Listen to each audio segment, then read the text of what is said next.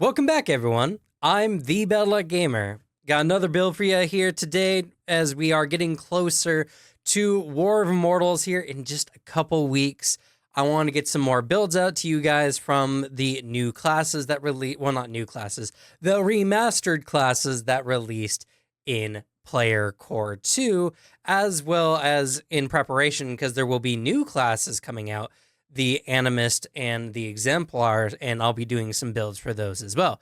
So, stay tuned, subscribe if you want to see those. But today we're going to be doing a build for the Alchemist, and what better than a build all about dealing as much damage as possible. Yes, I know. This is very uncharacteristic for me. I tend not to go down the optimizer rabbit hole, and to be fair, this is probably not the most optimal, but this is probably going to be one of the best boss damaging builds in the game, and that's just by grace of how Quick Bomb has been changed. So strap in, we're going to go through this build here in just a moment, but before we do, I just wanted to let you all know that I appreciate you all being here, and if you enjoy the content, leave a like, and as well, if you find other tabletop content out there, not just my own, leave a like on that as well. I want more people to play tabletop, and the only way that we're going to get that exposure is by helping the algorithm see this content as much as possible. All right, that out of the way, let's go ahead and get on with the build. So unlike these other builds I've done before, this one's going to be a little bit more particular, but only because honestly it works the best, though there is still some wiggle room if that's something you enjoy about my builds. First of all, we're actually picking an ancestry this time, the Hobgoblin. So with the Hobgoblin, now there is a slight caveat here. The Hobgoblin is really good because it has a heritage and feats that are really handy for us in particular, but I wanted to state that the best way to do this stat spread really is just go with the 2 boosts default rather than the ancestry default. This is just because we need as much intelligence and dex in this build as possible, and the Hobgoblin gives us strength and constitution and a free one, which means we're going to be short either intelligence or dex, and we kind of need both of those. You can play pretty much any ancestry that gives you the ability to see through smoke. So the ability to see through smoke comes from the Smoke Worker Hobgoblin heritage. This allows you to ignore the conceal condition from just smoke, which is perfect for this build, as one of the key aspects to this build is making the enemy off guard as much as possible, and using the smoke bomb feat, which we pick up later in the build, will allow us to conceal ourselves from the enemy so that we can hide, so that we can splash a bomb on them. Pretty simple. So Hobgoblin works really, really well. And considering this is the stealth bomber build, I went with the ancestry feat Sneaky.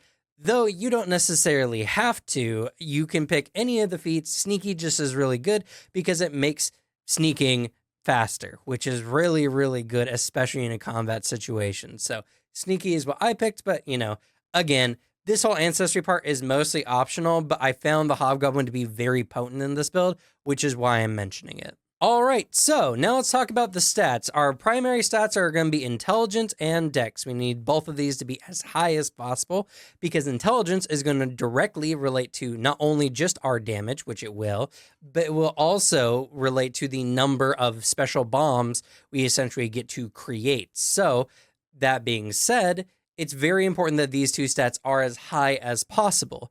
Now, because this build is more of a range build, Con is not necessarily a bad one, so I would say Con is still good to invest in, but if you want to invest in Wisdom as well, that would be also good, because the sooner you get to act in combat, the sooner you can move to safety or whatever. So either of these 2 stats is pretty okay, and honestly, it doesn't really matter what we do after the fact. That's all kind of ancillary to what the build is really about. So we're going to be an alchemist, pretty simple, and we're going to be a bomber alchemist. Who knew? And this is predominantly for 2 reasons. First, our versatile vial function allows us to change the damage of the versatile vial away from acid to one of the energy types, fire, frost, or electricity damage.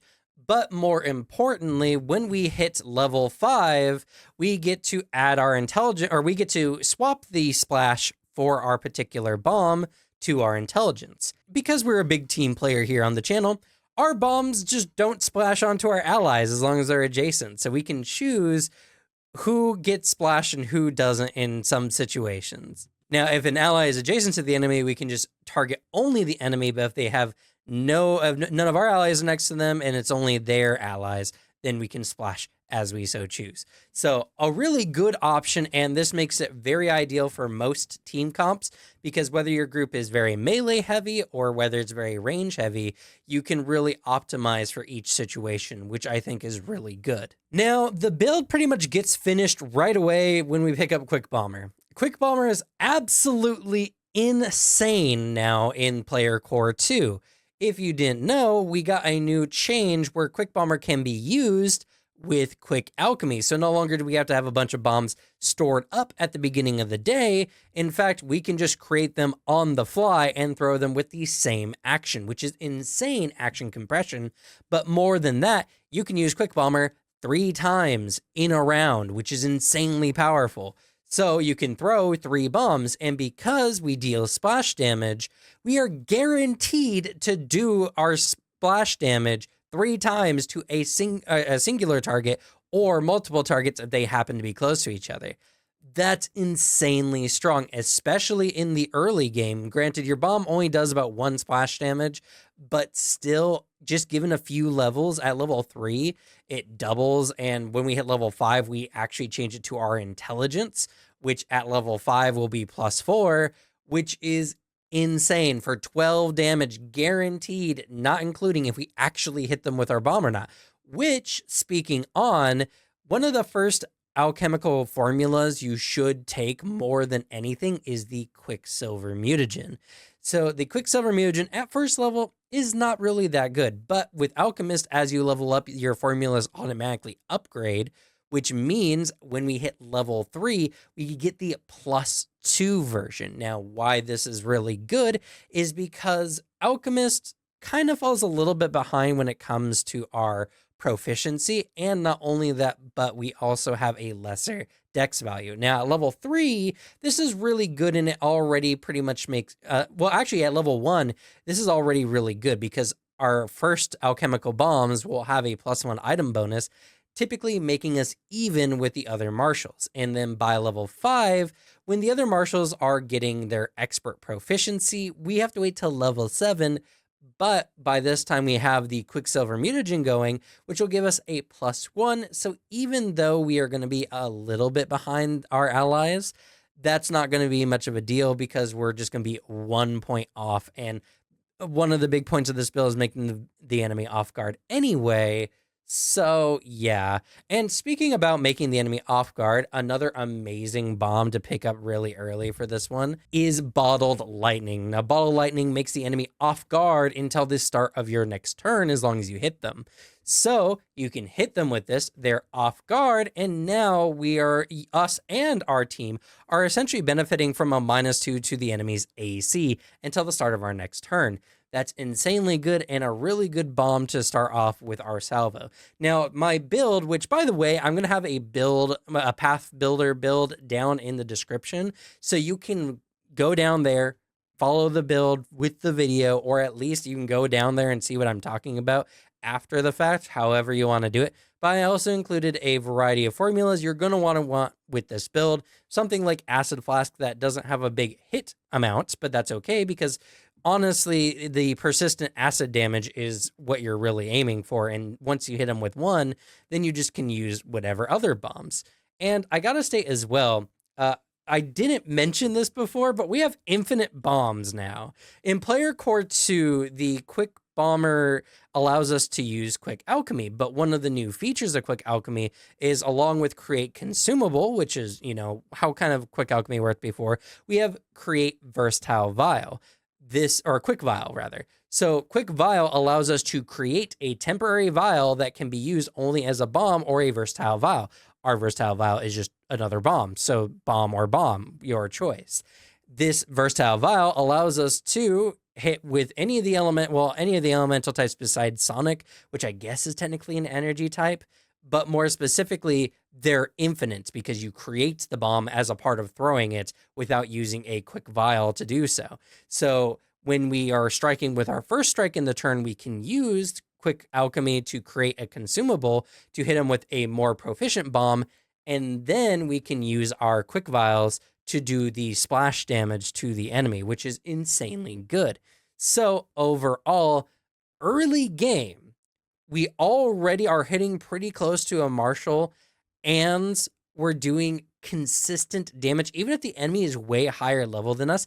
Unless we crit miss, we are always doing damage, which the marshals might not be able to do. And in addition to this, many of our bombs do terrible status effects to the enemy, which makes it way easier for our team to also deal damage to said enemy, like with bottled lightning.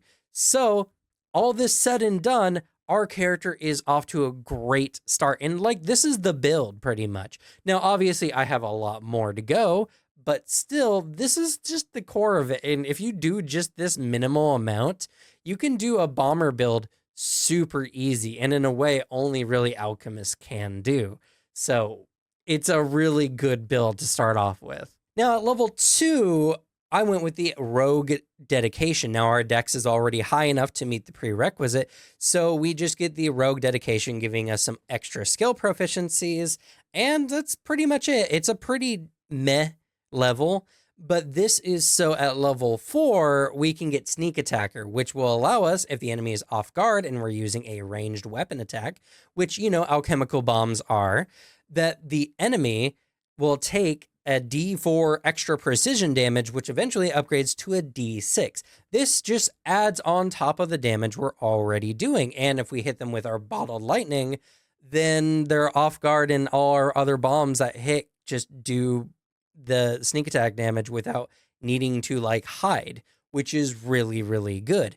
So yeah, we're already off to a really good start. We're adding extra damage, and even though blow for blow, our alchemical bombs aren't going to necessarily match many of the melee weapons in the game, our consistent damage with our splash, especially once we hit level 5, which would be next level at this point, we're going to probably have some of the most consistent damage in the game, especially in a boss fight, because our allies might not hit, you know, more than once, but we will get to splash more than once. So yeah, this build genuinely might be one of the most consistent damages in the game, which allows you to do probably more damage. Now, the dice fall where they may. There's always an opportunity for the enemy to, you know, get crit missed by you and then take no damage, but that's very minor.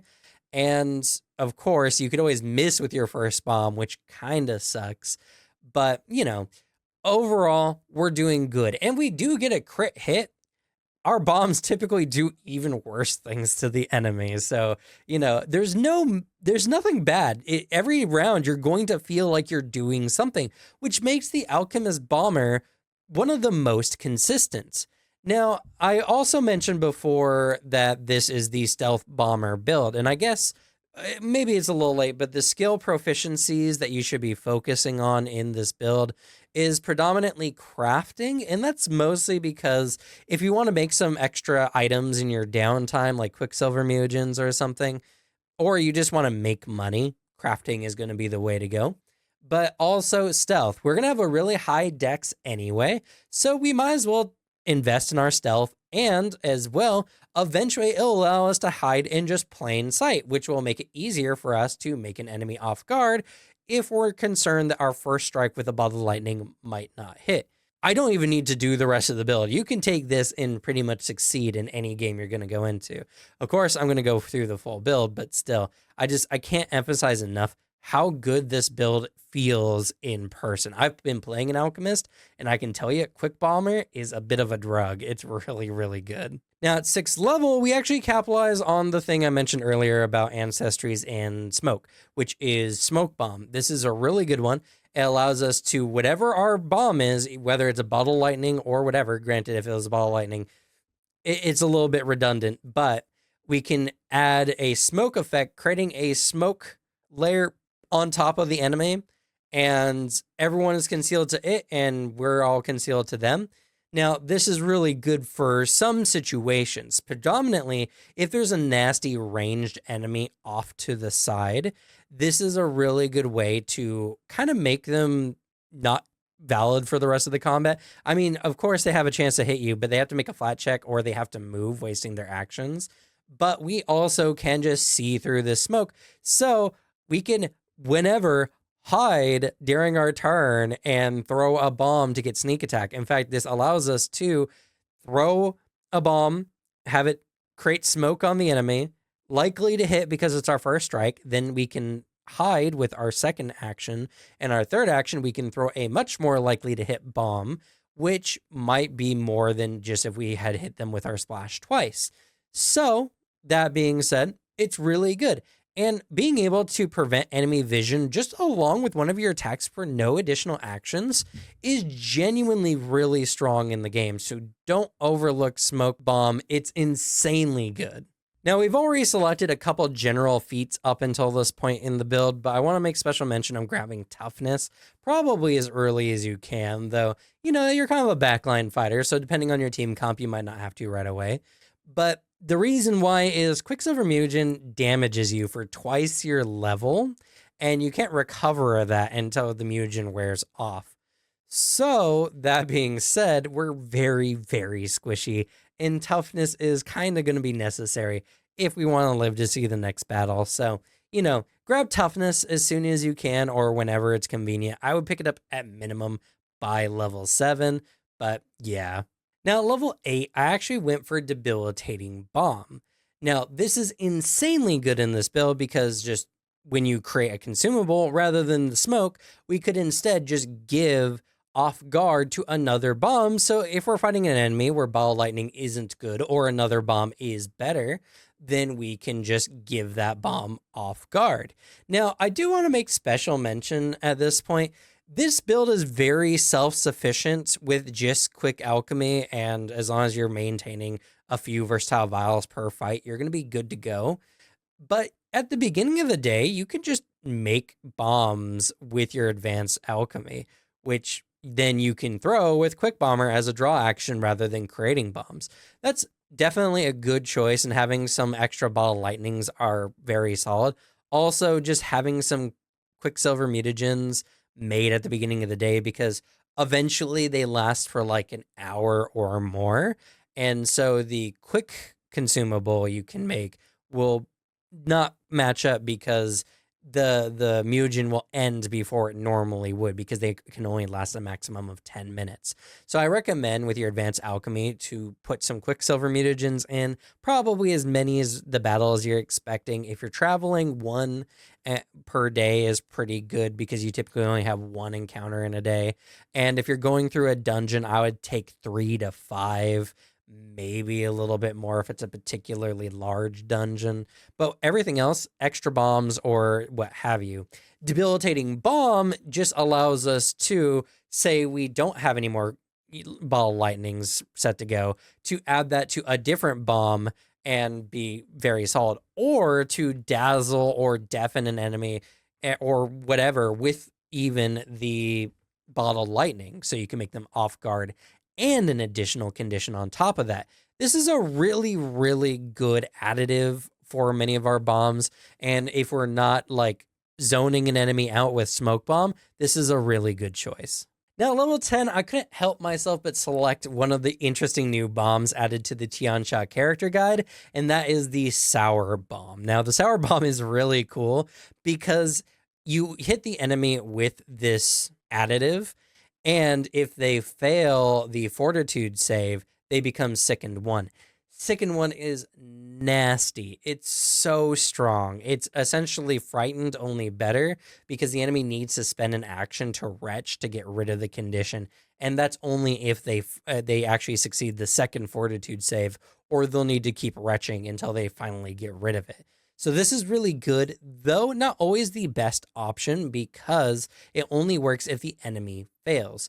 So use your battlefield knowledge. Hopefully someone on your team is recalling knowledge on the enemy, or you're a smart character. You could probably do it yourself. If you know the enemy has a really poor fortitude, Sour Bomb is insanely good because that second condition also just reduces the enemy's AC. And that's in addition to off guard if you happen to make the enemy off guard for our sneak attack purposes. So a really good one, but one you have to use a lot more situationally. Now, level 12, I actually went all the way back to the early levels to pick up Lobber, and this is mostly because, honestly, being able to hit an enemy from further away just reduces the possible action economy of needing to move, which allows us to quick bomb, triple hit enemies much more frequently. I would have picked this one up sooner, and you could definitely pick this one up rather than Sour Bomb, but this was a really good choice, and I really like Sour Bomb, so, your choice. I recommend picking up Lobber whenever you feel fit for it in the build because it's going to save you a lot of time and honestly some DPR. Now, it's been a mention since I mentioned anything Hobgoblin related, but they have a really good feat here at level 13, which is Cant Fall here. It's a reaction when any of our allies would just drop to 0 HP but aren't immediately killed. You can keep them on their feet. Though their wound condition does increase, this does prevent an ally from going down, either forcing the enemy to spend another action to confirm the down, or sparing your ally so that they can be healed without going down and going through that entire terrible process. It's a really good Hobgoblin feat, and honestly, it makes Hobgoblin really worth picking it up for this build. Now, level 14, I picked up Sticky Bomb. Now, this is another one that's really good, and honestly, you could swap with Sour Bomb or whatever, but this allows you to as an additive, so you have to be aware when you're using your additives. Now, this is equal to the bomb splash damage, but fortunately for us, we have the bomber specialty that allows us to use our intelligence modifier instead, meaning that we're likely to get a little bit more damage out of this. And this is really good. If you are just dumping damage on an enemy and you're not worried about making them off guard or whatever, this is a really good additive to go for, as just piling on persistent damages onto an enemy is a good way to melt a boss insanely fast. If you want to make your GM cry, definitely pick up Sticky Bomb. It's insanely good. Now, at level 16, I took Exploitative Bomb. This is really good if an enemy is particularly resistant, but maybe they're resistant to like whatever. You should have a bomb that gets past many resistances, but maybe you want to use like a acid flask or something that has really high persistent damage, and this allows you to bypass that persistent damage. Or sorry, bypass their resistances with that persistent damage. So something to keep in mind, not necessarily the highlight for this level, but instead legendary sneak. If we're bumping up our sneak as well as our crafting, at level 15, we got the opportunity to increase 1 to legendary, which I would recommend going with sneak first rather than crafting, because in all honesty, legendary sneak is probably one of the best skill feats in the game. You can just hide in plain sight. It's really good. There's really, like, all the setup with Smoke Bomb. You can retrain out Smoke Bomb at this point, even though it still has its value, obviously. But you can just decide to just World of Warcraft you out when you in stealth away from the enemy, so that you can then just nail them with a bomb. It's insanely good. It works so well with this build, and this wouldn't be the stealth bomber build if we didn't take the ultimate stealth ability and just get active camo in the battlefield. So yeah, a really good one. Now, level 18, I picked up Perfect Debilitation. This is an insanely good feat because now the enemy only avoids the extra effect from our Debilitating Bomb additive only if they critically succeed rather than succeeding, which is nutty. That means we can very easily make the enemy off guard whenever we just hit them with a bomb, unless they are really good at fortitude saves. So, very, very good. And this late in the game, it really doesn't matter, but it is a very good feat to pick up. Oh, and I also forgot to mention at level 17, the Hobgoblin's Rallying Cry Ancestry feat is also really good. It allows you to essentially cast haste on all your allies, allowing them to step, stride, or strike with being quickened. And it lasts for a minute, which is really good. So, yeah, why not just get a free haste once per day as an alchemist that we can just use?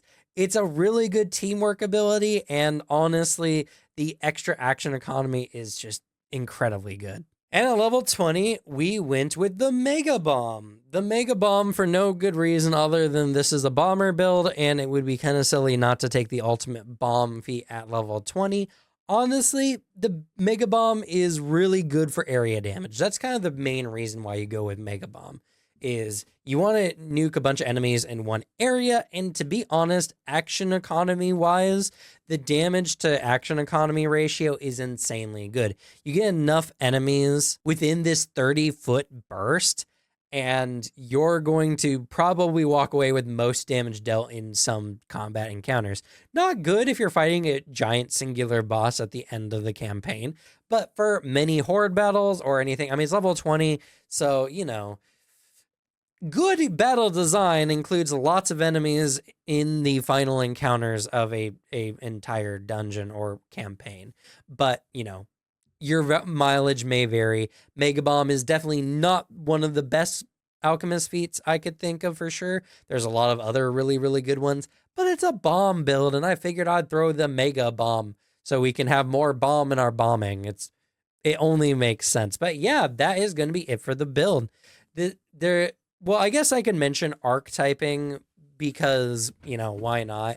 So for archetypes, if you're using the free archetype rule, which I recommend everyone does, you can take your alchemist, or not your alchemist, your rogue feats there, so that then you can take more good alchemist feats.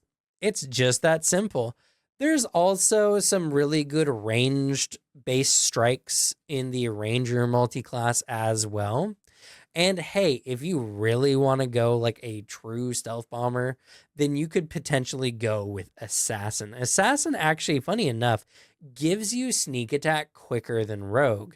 The caveat is you can only do it against targets that you mark for death. So in a combat situation, not really good, but if you have the ability to sneak up on an enemy group, you can target a valuable target in there, and then for that combat, you can sneak attack them whenever they're off guard to you, and they have a harder time detecting you, which is also really good for the stealth bomber build, actually. So those are the archetypes I generally recommend. There might be some more interesting ones. I know the Firework Technician has yet to be remastered, so I wasn't going to mention that, even though it works super well with the Alchemist. And the Poisoner build also gives us an option to have some more poisons added to our build, I suppose, and some other good features. But honestly, like, Ranger will provide some really good ranged weapon strikes that we could potentially use with a bomb that we have drawn like at the beginning of combat. So, you know, or if you want to have some like an alchemical crossbow or something like that. It just opens up more doors for you more than anything. So that's why I recommend it. And yeah, I guess I don't even need to do necessarily an ancestry/heritage section here, because I recommend going the Smoke Worker Hobgoblin. That's probably one of the better builds, but you can go with a dwarf. I know they have a feat a little bit later. I think it's like level 9 that they can select. But yeah, I don't know. How'd you guys like my build? Let me know down in the comments below. This is a very fun one. I love Alchemist. And to be fair, I always like to play Alchemist in kind of different ways. But there was a lot of concern that Alchemists weren't really the best bombers up until this point in the game, but with Player Core 2, that's definitely changed. And while sure, a fighter might be able to hit more often with our bombs, we can just throw more bombs. And with the new changes to Quick Bomber, well, we can throw those bombs quicker than we could literally hand them out to anyone. So there would be really no point in doing that. And we have really good damage with this, especially the fact that we just have Calculated Splash essentially baked into Alchemist now. Like, we're just the best bomber. Hands down, there's nothing anyone could do to really get around that, because our additives are just making our bombs absolutely insane. And the ability to have infinite flasks, also insane. So that, no one else, like, we don't have to worry about how many versatile vials we have because we can just make more. It's really good, honestly. This bomber build is very solid, and I added just a little bit of spice with the stealth bomber aspects to it, but I think it pairs in really, really well. But, let me know down in the comments below. But that's going to be it for me. Thank y'all so much for watching. Good luck with your builds. Leave this one to me, and I'll see y'all next time. Bye.